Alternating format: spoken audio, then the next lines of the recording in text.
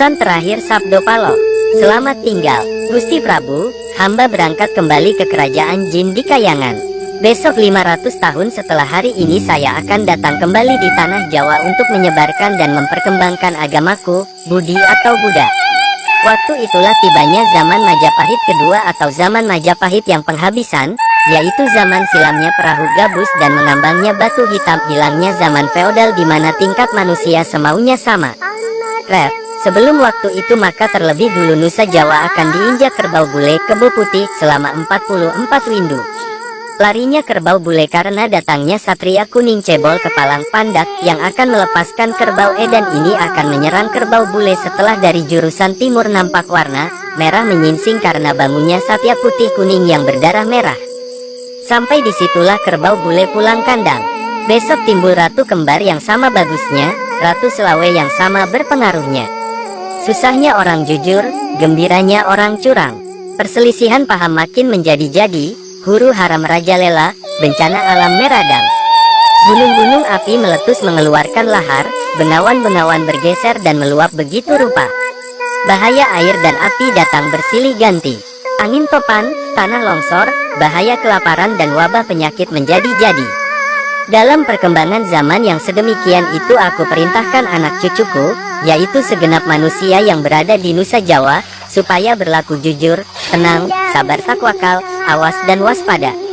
Karena kedatangku bakal bersamaan dengan datangnya Ratu Adil yang akan mengadili barang siapa yang melanggar peri kemanusiaan, menggilas-gilas hukum negara, merampas hak milik orang lain, memeras, merampok, menggedor, memperkosa, makan suap, membunuh atau mematikan pencaharian hidup orang lain dan lain-lain perbuatan sewenang-wenang yang melanggar dan menentang kehendak Kodratullah dan kehendak Sang Hyang Agung.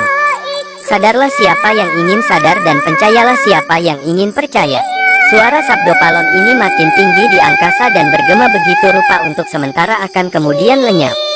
Nyatalah Sabdo Palon telah sirna, kaki disinilah aku ingin memberi tanda tengar.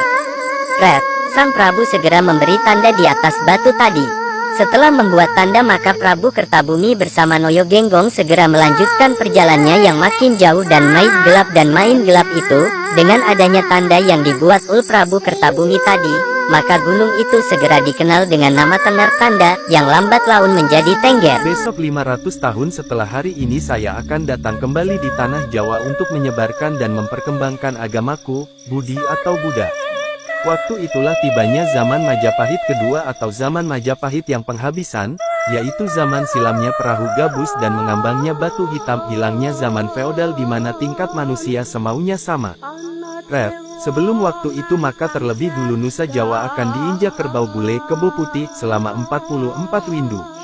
Larinya kerbau bule karena datangnya satria kuning cebol kepalang pandak yang akan melepaskan kerbau edan ini akan menyerang kerbau bule setelah dari jurusan timur nampak warna merah menyingsing karena bangunnya satya putih kuning yang berdarah merah.